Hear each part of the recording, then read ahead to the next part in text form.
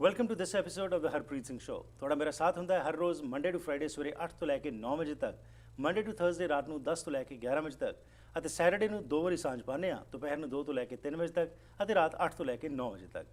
ਮਕਸਦ ਹੁੰਦਾ ਤੁਹਾਨੂੰ ਐਜੂਕੇਟ ਕਰਨਾ, ਇਨਫੋਰਮ ਕਰਨਾ, ਤੇ ਤਾਂ ਕਿ ਤੁਸੀਂ ਇੰਪਾਵਰ ਹੋ ਸਕੋ ਅਤੇ ਸਹੀ ਡਿਸੀਜਨਸ ਲੈ ਸਕੋ। ਉਸੇ ਦੇ ਤਹਿਤ ਅੱਜ ਤੁਹਾਡੇ ਨਾਲ ਅਸੀਂ ਇਨਫੋਰਮੇਸ਼ਨ ਸ਼ੇਅਰ ਕਰਨ ਜਾ ਰਹੇ ਹਾਂ ਕਿ ਜਿਸ ਤਰ੍ਹਾਂ ਸਾਨੂੰ ਪਤਾ ਹੈ RESPs ਬਾਰੇ ਕਿ ਇਹ ਐਜੂਕੇਸ਼ਨ ਪਲਾਨਸ ਹੁੰਦੇ ਨੇ ਬੱਚਿਆਂ ਵਾਸਤੇ, ਜਾਂ RRSPs ਬਾਰੇ ਇੱਕ ਹੋਰ ਪਲਾਨ ਜਿਹੜਾ ਕੈਨੇਡਾ ਸਰਕਾਰ ਵੱਲੋਂ ਚਲਾਇਆ ਜਾਂਦਾ ਹੈ, ਉਸ ਦਾ ਨਾਮ ਹੈ RDSP। ਇਸ ਸੰਬੰਧ ਵਿੱਚ ਵਿਸ਼ੂ ਧੀਰੀ ਜਿਹੜੇ ਕਿ ਇੱਕ ਇਨਵੈਸਟਮੈਂਟ ਐਡਵਾਈਜ਼ਰ ਹਨ, ਸਾਡੇ ਨਾਲ ਸਾਂਝ ਪਾਉਣਗੇ ਤੇ ਸਾਨੂੰ ਦੱਸਣਗੇ ਇਸ ਦੀ ਕੀ ਮਹੱਤਤਾ ਹੈ ਤੇ ਕਿਹੜੇ ਲੋਕ ਇਸ ਦਾ ਬੈਨੀਫਿਟ ਲੈ ਸਕਦੇ ਨੇ। ਜੀ ਜੀ, welcome to the programme. Thank you ਜੀ। RDSP ਇਹ ਹੈ ਕੀ ਜੀ?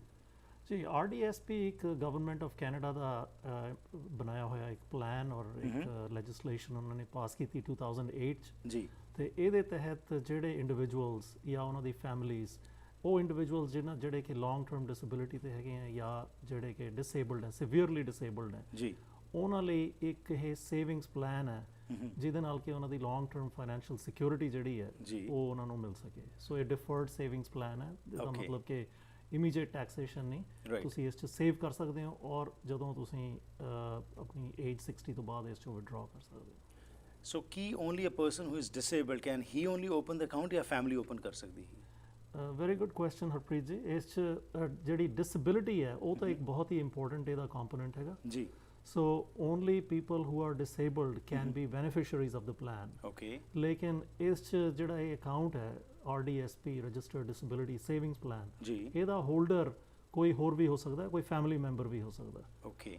ਐਂਡ ਇਹ ਜਿਹੜੀ ਗ੍ਰਾਂਟ ਮਿਲਦੀ ਹੈ ਕੋਈ ਇਹਦੇ ਨਾਲ, ਇਹ ਕੋਈ ਏਜ ਗਵਰਨਮੈਂਟ ਨੇ ਸੀਮਿਤ ਕੀਤੀ ਜਿੱਥੋਂ ਤੱਕ ਮਿਲਦੀ ਹੈ, ਜਾਂ anybody who is disabled can apply for this?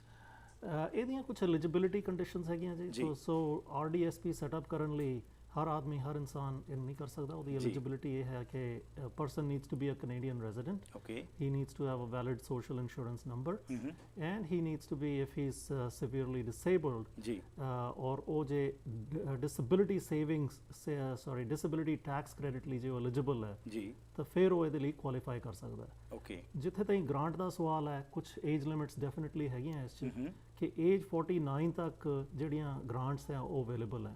Grants ਦਾ ਮਤਲਬ ਕੁਝ ਗਵਰਨਮੈਂਟ ਵੱਲੋਂ ਫਾਈਨੈਂਸ਼ੀਅਲ ਸਪੋਰਟ ਪ੍ਰੋਵਾਈਡ ਕੀਤੀ ਜਾਂਦੀ ਹੈ। ਜਿਸ ਤਰ੍ਹਾਂ RESP ਹੈਗਾ, ਸਾਨੂੰ ਪਤਾ ਕਿ ਅਸੀਂ ਕੁਝ ਕੰਟਰੀਬਿਊਟ ਕਰਨੇ ਤੇ ਗਵਰਨਮੈਂਟ ਵੀ ਕੁਝ ਵਿੱਚ ਮਾਤਰਾ ਵਿੱਚ ਪਾਉਂਦੀ, ਕੁਝ ਲਿਮਿਟ ਜਿਹੜੀ ਹੈਗੀ ਹੈ। ਸੋ ਕੀ ਇਹਦੇ ਵਿੱਚ ਵੀ ਉਸੇ ਹਿਸਾਬ ਨਾਲ ਹੀ ਕੰਮ ਹੁੰਦਾ ਜਾਂ ਕੁਝ ਡਿਫਰੈਂਟ ਸਿਸਟਮ ਹੁੰਦਾ?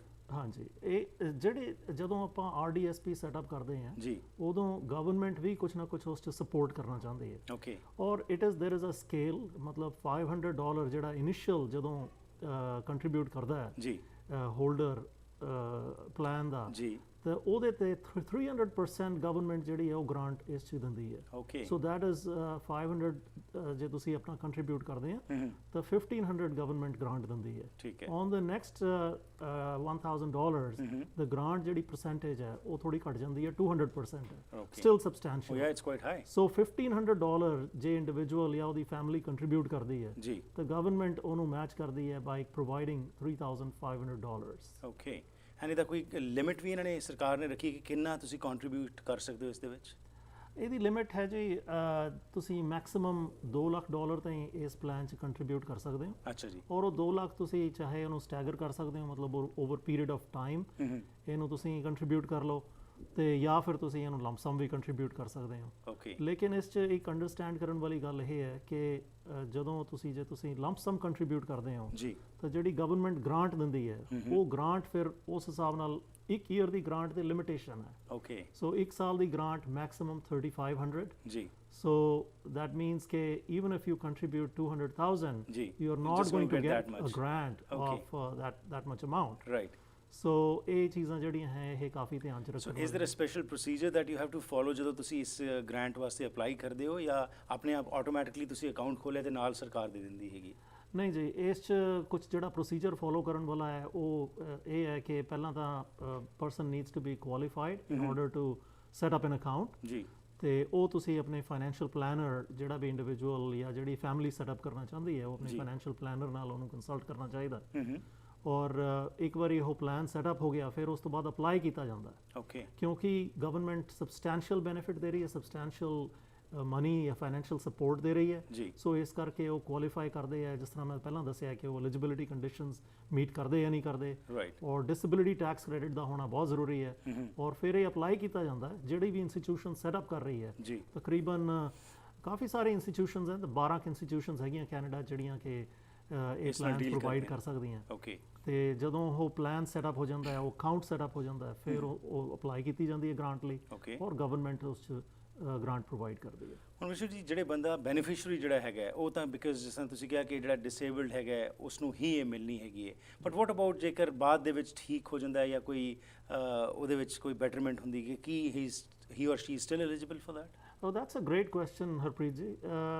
ਇਹ ਜਿਹੜਾ plan introduce ਕੀਤਾ government ਨੇ this is meant purely for people who are severely disabled ਜਿਸ ਤਰ੍ਹਾਂ ਪਹਿਲਾਂ ਮੈਂ ਕਿਹਾ ਜੀ ਔਰ ਜਿਹੜੇ ਕਿ ਜਿਨ੍ਹਾਂ ਦੀ ਜਿਹੜੀ impairment ਹੈ ਉਹ ਕਾਫੀ ਲੰਬੇ ਅਰਸੇ ਲਈ ਹੈ ਜੀ ਸੋ ਨਾਰਮਲੀ ਜਿਹੜਾ ਡਿਸੇਬਿਲਿਟੀ ਟੈਕਸ ਕ੍ਰੈਡਿਟ ਹੈ ਉਹ ਜੇ 12 ਮੰਥਸ ਜਾਂ ਜ਼ਿਆਦਾ ਇਸ ਤੋਂ ਡਿਸੇਬਿਲਿਟੀ ਕੰਟੀਨਿਊ ਕਰਨੀ ਹੈ ਤਾਂ ਉਹ ਉਹਨਾਂ ਨੂੰ ਡਿਸੇਬਿਲਿਟੀ ਟੈਕਸ ਕ੍ਰੈਡਿਟ ਮਿਲਦਾ ਹੈ ਓਕੇ ਸੋ ਇਨ ਦੀ ਇਵੈਂਟ ਕਿ ਇੰਡੀਵਿਜੂਅਲ ਜਿਹੜਾ ਹੈ ਉਹ ਡਿਸੇਬਿਲਿਟੀ ਤੋਂ ਬਾਹਰ ਹੋ ਜਾਂਦਾ ਹੈ ਹੀ ਇਜ਼ ਨੋ ਲੋਂਗਰ ਔਰ ਸ਼ੀ ਇਜ਼ ਨੋ ਲੋਂਗਰ ਡਿਸੇਬਲਡ ਜੀ ਤਾਂ ਉਹ ਜਿਹੜਾ ਪਲਾਨ ਹੈ ਫਿਰ ਉਹਨੂੰ ਉਹ ਅੱਗੇ ਫਰਦਰ ਨਹੀਂ ਚੱਲ ਸਕਦਾ ਓਕੇ ਉਹਨੂੰ ਤੁਹਾਨੂੰ ਕੋਲੈਪਸ ਕਰਨਾ ਪੈਂਦਾ ਜਿਹੜੀ ਗਵਰਨਮੈਂਟ ਨੇ ਗ੍ਰਾਂਟ ਦਿੱਤੀ ਹੈ ਉਹ ਵਾਪਸ ਚਲੀ ਜਾਂਦੀ ਹੈ ਓਕੇ ਔਰ ਤੁਹਾਡੇ ਪੈਸੇ ਜਿਹੜੇ ਹੈ ਪਲੱਸ ਜਿਹੜੀ ਗਰੋਥ ਉਸ 'ਤੇ ਹੋਈ ਹੈ ਰਿਟਰਨਸ ਆਈਆਂ ਉਹ ਤੁਹਾਨੂੰ ਵਾਪਸ ਮਿਲ ਜਾਂਦੀਆਂ ਓਕੇ ਵਾਟ ਅਬਾਊਟ ਦ ਵਿਡਰਾਅਲਸ ਤੁਸੀਂ ਥੋੜਾ ਜਿਹਾ ਜ਼ਿਕਰ ਕੀਤਾ ਸੀ ਕਿ ਕੋਈ ਕਿੰਨੀ ਏਜ ਤੱਕ ਤੁਸੀਂ ਇਹਨੂੰ ਕੰਟਰੀਬਿਊਟ ਕਰਨਾ ਹੈ ਤੇ ਵਿਡਰਾਅਲ ਜਦੋਂ ਹੋਣੀ ਹੈ ਜਿਸ ਤਰ੍ਹਾਂ ਤੁਸੀਂ ਕਿਹਾ ਕਿ ਡਿਫਰਡ ਟੈਕਸ ਦੀ ਤੁਸੀਂ ਗੱਲ ਕੀਤੀ ਸੀ ਤੇ ਇਹਦੇ ਉੱਤੇ ਫਿਰ ਟੈਕਸੇਸ਼ਨ ਦਾ ਜਿਹੜਾ ਹੈਗਾ ਉਹ ਕਿਵੇਂ ਅਪਲਾਈ ਹੁੰਦਾ ਹੈਗਾ ਜੀ ਰੂਲ ਜਿਹੜਾ ਹੈਗਾ ਜੀ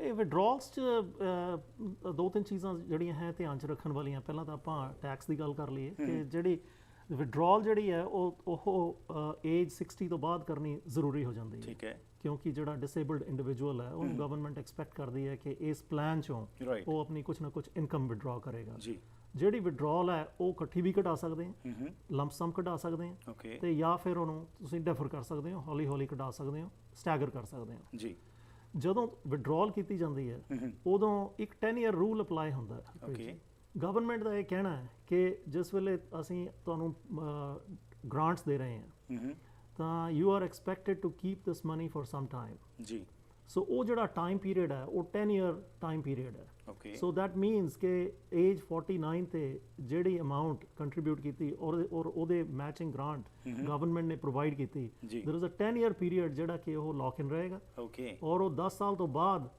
ਤੁਸੀਂ ਜਦੋਂ ਵਿਡਰਾ ਕਰਦੇ ਹੋ ਉਹ ਤਾਂ ਹੀ ਗ੍ਰਾਂਟ ਜਿਹੜੀ ਹੈ ਉਹਦੀ ਐਂਟਾਈਟਲਮੈਂਟ ਜਾਂ ਗ੍ਰਾਂਟ ਦੀ ਜਿਹੜੀ ਰਸੀਟ ਹੈ ਉਹ ਤੁਹਾਨੂੰ ਮਿਲ ਸਕਦੀ ਹੈ ਠੀਕ ਹੈ ਦੈਟ ਮੀਨਸ ਕਿ ਤੁਹਾਨੂੰ ਗ੍ਰਾਂਟ ਤੁਸੀਂ ਤਾਂ ਹੀ ਉਹਦੀ ਅਵੇਲ ਕਰ ਸਕਦੇ ਹੋ ਰਾਈਟ ਓਕੇ ਟੈਕਸੇਸ਼ਨ ਪੁਆਇੰਟ ਥੋੜਾ ਜਿਹਾ ਮੈਂ ਇਸ 'ਚ ਟੱਚ ਕਰਾਂ ਕਿ ਜਦੋਂ ਅਸੀਂ ਵਿਡਰਾ ਕਰਦੇ ਹਾਂ ਜਿਹੜੀ ਅਮਾਉਂਟ ਇੰਡੀਵਿਜੂਅਲ ਨੇ ਜਾਂ ਪਲਾਨ ਦੇ ਹੋਲਡਰ ਨੇ ਕੰਟਰੀਬਿਊਟ ਕੀਤੀ ਹੈ ਉਹਦੇ ਉੱਤੇ ਕੋਈ ਟੈਕਸ ਨਹੀਂ ਲੱਗਦਾ ਠੀਕ ਹੈ ਕਿਉਂਕਿ ਉਹ that is amount contributed is after tax money ਜਿਹੜੀ ਉਹਦੇ ਤੇ ਗਰੋਥ ਹੋਈ ਹੈ ਜੀ ਔਰ ਜਿਹੜੀ ਗ੍ਰਾਂਟਸ ਹੈ ਜੀ ਉਹਨਾਂ ਦੇ ਉੱਤੇ ਜ਼ਰੂਰ ਡੈਫੀਨਿਟਲੀ ਵਿਡਰਾਅਲ ਦੇ ਉੱਤੇ ਟੈਕਸ ਲੱਗੂਗਾ ਓਕੇ ਧੰਨਵਾਦ ਜੀ ਇੱਥੇ ਆ ਕੇ ਸਾਂਝ ਪਾਉਣ ਲਈ ਇਹ ਜਿਹੜੀ ਤੁਸੀਂ ਇਨਫੋਰਮੇਸ਼ਨ ਦਿੱਤੀ ਇਸ ਨਾਲ ਜ਼ਰੂਰ ਸਾਡੇ ਦਰਸ਼ਕਾਂ ਨੂੰ ਬੈਨੀਫਿਟ ਮਿਲੇਗਾ ਜੀ ਮੈਂ ਇਸ 'ਚ ਕਪਲ ਆਫ ਪੁਆਇੰਟਸ ਹੋਰ ਕੁਇਕਲੀ ਐਡ ਕਰ ਦਵਾਂ ਗ੍ਰਾਂਟ ਦੇ ਬਾਰੇ ਜਦੋਂ ਆਪਾਂ ਗੱਲ ਕੀਤੀ ਜਿਹੜੀ ਗ੍ਰਾਂਟ ਮੈਂ ਹੁਣ ਦੱਸੀ ਤੁਹਾਨੂੰ ਥੋੜੀ ਦੇਰ ਪਹਿਲਾਂ ਉਹਦੇ ਨਾਲ ਇੱਕ ਸਪੈਸ਼ਲ ਹੋਰ ਵੀ ਗ੍ਰਾਂਟ ਮਿਲਦੀ ਹੈ ਉਹ ਗ੍ਰਾਂਟ ਨਹੀਂ exactly that's called Canada disability savings bond okay so ਉਹ ਵੀ ਥੋੜਾ ਇਨਕਮ ਟੈਸਟਡ ਹੈ ਲੇਕਿਨ $1000 ਪਰ ਈਅਰ ਦੀ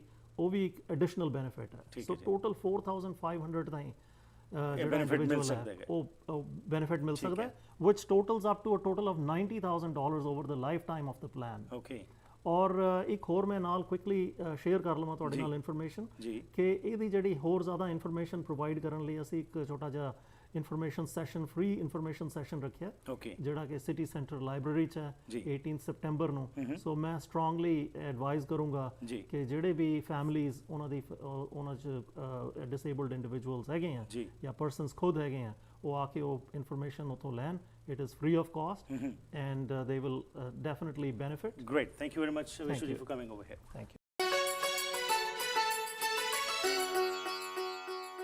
ਲਾਈਟਿੰਗ ਦੀ ਦੁਨੀਆ ਵਿੱਚ ਇੱਕੋ ਇੱਕ ਚਮਕਦਾ ਨਾਮ ਸੇਵ ਮੋਰ ਲਾਈਟਿੰਗ ਲਿਮਿਟਿਡ ਪਿਛਲੇ 21 ਸਾਲਾਂ ਤੋਂ ਦੁਨੀਆ ਦੇ ਮਸ਼ਹੂਰ ਸਪਲਾਇਰਸ ਦੇ ਉੱਚ ਕੁਆਲਿਟੀ ਦੇ ਬ੍ਰਾਂਡਡ ਪ੍ਰੋਡਕਟਸ ਤੁਸੀਂ ਇੱਥੋਂ ਹੋਲਸੇਲ ਕੀਮਤਾਂ ਤੇ ਖਰੀਦ ਸਕਦੇ ਹੋ। ਸ਼ੈਂਡਲੀਅਰਸ, ਕ੍ਰਿਸਟਲਸ, ਸਪੌਟਲਾਈਟਸ, ਗਾਰਡਨ ਲਾਈਟਸ, ਪੈਂਡੈਂਟਸ, ਵੈਨਿਟੀ ਜਾਂ ਆਊਟਡੋਰ ਲਾਈਟਿੰਗ ਇੱਕੋ ਛੱਤ ਹੇਠਾਂ ਤੁਸੀਂ ਬਹੁਤ ਹੀ ਵਾਜਿਬ ਕੀਮਤਾਂ ਤੇ ਖਰੀਦ ਸਕਦੇ ਹੋ। Special rates for builders and contractors. ਅੱਜ ਹੀ ਪਹੁੰਚੋ ਸੇਵ ਮੋਰ ਲਾਈਟਿੰਗ, ਯੂਨਿਟ 137, 12639 80th ਐਵਨਿਊ, ਸਰੀ। ਉਹ ਨਾਮ ਜਿਹੜਾ ਖੂਬਸੂਰਤੀ ਅਤੇ ਐਲੀਗੈਂਸ ਦਾ ਪ੍ਰਤੀਕ ਹੈ। ਅਸੀਂ ਲੈ ਕੇ ਆਏ ਹਾਂ ਉੱਚ ਕੁਆਲਿਟੀ ਦੇ ਸਟਾਈਲ, ਕਲਰ ਅਤੇ ਟੈਕਸਚਰ ਦਾ ਸੰਮੇਲ। ਬਹੁਤ ਸਾਰੇ ਕਿਸਮਾਂ ਦੇ ਕੈਨੇਡਾ ਵਿੱਚ ਬਣੇ ਹੋਏ ਸੋਫਾਜ਼, ਲਵ ਸੀਟਸ, ਬੈੱਡਸ, ਅਪਹੋਲਸਟਰ ਬੈੱਡਸ, ਚੇਅਰਸ, ਸ਼ੇਜ਼, ਸੈਕਸ਼ਨਲਸ ਅਤੇ ਐਕਸੈਸਰੀਜ਼, ਕਸਟਮ ਡਿਜ਼ਾਈਨ ਪੀਸਿਸ ਜਾਂ ਸਾਡੀ ਆਪਣੀ ਕਲੈਕਸ਼ਨ ਨਾਲ ਆਪਣੇ ਘਰ ਨੂੰ ਸਜਾਉਣ ਦਾ ਆਨੰਦ ਮਾਣੋ। ਕਾਲ 1866 842 6824।